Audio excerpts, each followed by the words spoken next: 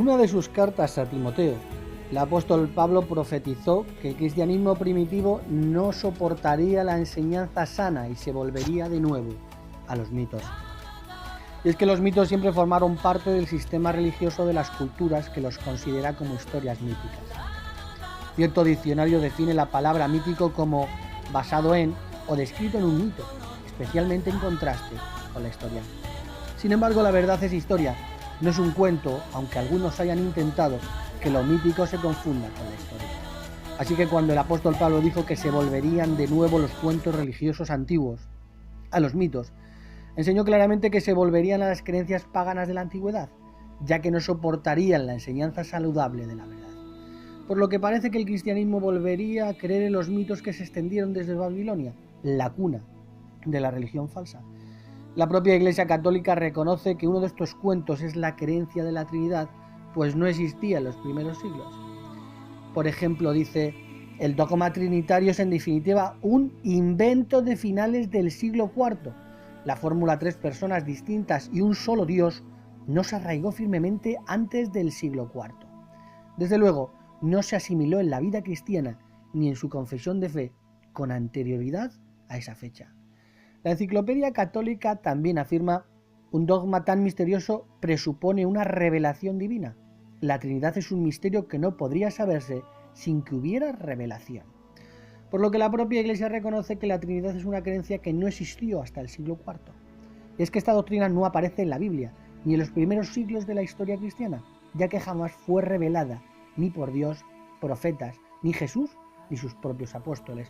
Cuestión difícil de entender, porque esta creencia es indispensable para la salvación, pues el que ejerza fe en el sacrificio redentor de nuestro Señor Jesucristo tendrá vida eterna. Y si no sabemos qué papel ejerce Jesús en la Biblia, no alcanzaremos la salvación. Por lo que si analizamos la Biblia y no se encuentra ni en esta ni en el cristianismo primitivo, debemos considerar esta creencia como un mito, un cuento pagano de los que profetizó el apóstol Pablo. Por ejemplo, la Enciclopedia Católica declara: la formulación un solo Dios en 3 personas no quedó firmemente establecida y ciertamente no se asimiló por completo en la vida cristiana ni en su confesión de fe antes del fin del siglo IV. Pero es precisamente esta formulación la que originalmente reclama el título del dogma trinitario. Entre los padres apostólicos no había existido nada que siquiera remotamente se acercara a tal mentalidad o perspectiva.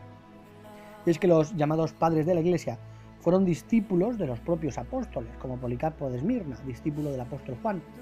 Según esto, ellos debieron haber estado familiarizados con tal enseñanza apostólica.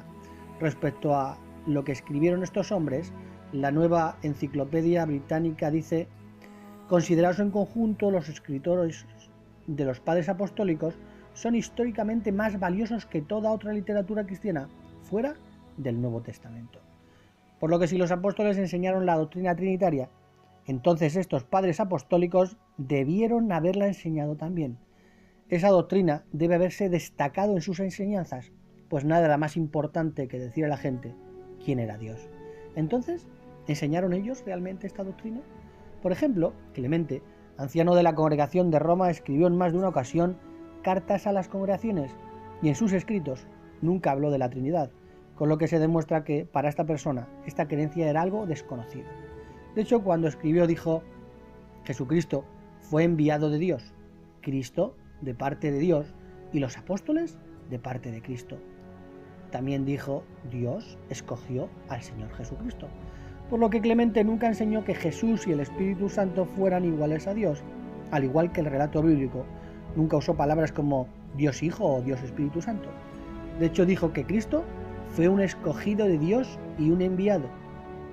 Un historiador dijo sobre otro de los padres de la Iglesia, Justino Mártir, enseñó que antes de la creación del mundo estaba solo y no había ningún hijo. Cuando Dios quiso crear el mundo, engendró otro ser divino para crear el mundo por él. A este ser divino se le llamó el Hijo. Y esto concuerda con el relato bíblico, pues la Biblia dice que Jesús fue el principio de la creación por Dios, un ser creado. Por lo que Justino Mártir enseñó que Jesús había sido un ángel creado. También enseñó que Jesús era inferior a Dios y que nunca hacía nada, excepto lo que el Padre le había mandado. Otro de estos padres de la Iglesia, Policarpo de Esmirna, escribió una carta a los filipenses y dijo que el Dios y Padre de nuestro Señor Jesucristo y él mismo, Hijo de Dios Jesucristo, os edifique en la fe, en la verdad. Note que al igual que Clemente, Policarpo no habla de una relación trinitaria del Padre y el Hijo como iguales en divinidad. En vez de eso, habla sobre el Dios y Padre de Jesús, no solo del Padre de Jesús, así que distingue entre Dios y Jesús, tal como lo hacen muchas veces los escritos de la Biblia.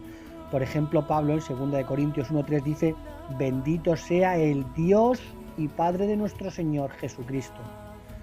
No dice sencillamente bendito sea el Padre de Jesús, sino bendito sea el Dios y Padre de Jesucristo. Y es que Jesucristo tiene un Dios. Por ejemplo, a María Magdalena le dijo: mujer, deja de colgarte de mí, porque asciendo a vuestro Dios, a mi Dios. Irineo, discípulo de Policarpo de Esmirna, dijo: podemos aprender mediante el Cristo. El Padre está por encima de todas las cosas, por tanto, nuestro Señor ha declarado que el Padre excede en conocimiento. Y si el Padre excede en conocimiento a Jesús, significa que no son coiguales. De hecho, Jesús no sabía ni la hora del fin del sistema de cosas. Muchos dicen que es en su forma humana. Pero aunque esto es algo ilógico, porque si dicen que Jesús era todopoderoso, tenía que saberlo, ¿por qué el Espíritu Santo tampoco lo sabía? ¿Por qué solo lo sabía Dios? El libro de la influencia de las ideas griegas en el cristianismo, el escritor Edwin Hughes, cita el pasaje precedente y luego dice: en la esfera original del cristianismo no parece que haya habido gran adelanto desde esos conceptos sencillos. La doctrina en que se hizo hincapié fue que Dios existe, que es uno solo, que es todopoderoso y eterno, que hizo al mundo, que su misericordia está sobre todas sus obras. No había afición a la discusión metafísica. Y es que la doctrina trinitaria es un cuento pagano que no aparece en la historia bíblica. Por ejemplo, en las Sagradas Escrituras podemos ver el nombre personal del Padre, que es Jehová.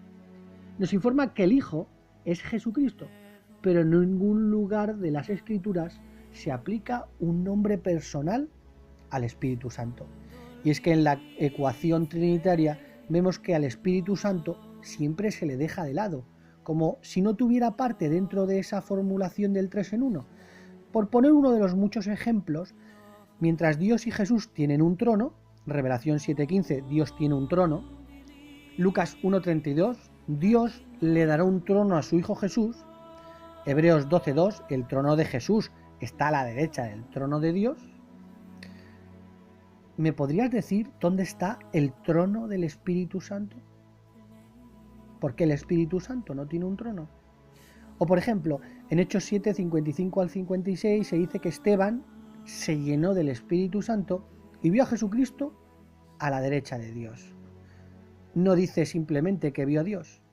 Si Jesús y Dios son la misma sustancia, ¿por qué en el cielo son dos separados? Este texto, en forma trinitaria, diría: y Esteban se llenó de Dios y vio a Dios a la derecha de Dios. Desde luego, son cosas que no concuerdan con el relato bíblico. En Filipenses 2:9, por ejemplo, se dice que Dios le dio a Jesucristo una posición superior a la que ya tenía antes. ¿Qué posición tenía Jesucristo antes de bajar a la tierra? ¿No era Dios? ¿Puede haber una posición superior a la de Dios? Vemos que esto no tiene lógica. En cuanto a los textos bíblicos que mencionan juntos al Padre, al Hijo y al Espíritu Santo, como cuando dice: vayan y hagan discípulos y bautícenlos en el nombre del Padre, del Hijo y del Espíritu Santo, la Enciclopedia de Literatura Bíblica, Teológica y Eclesiástica, aunque favorece el dogma trinitario, reconoce lo siguiente con relación a otros textos que también mencionan a los tres juntos. Tomados por sí mismos, son insuficientes para probar la Trinidad, por lo que la Trinidad no es una doctrina cristiana, sino un cuento, un mito platónico que lleva arrastrándose por la historia religiosa demasiado tiempo.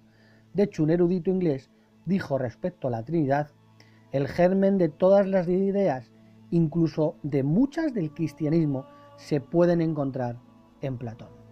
La verdad sobre el dogma trinitario se podría resumir con las palabras de la revista El Púlpito Viviente. A veces parece que todo el mundo asume que la doctrina de la Trinidad es enseñanza teológica cristiana establecida, pero dijo que no es una idea bíblica, no viene en la Biblia.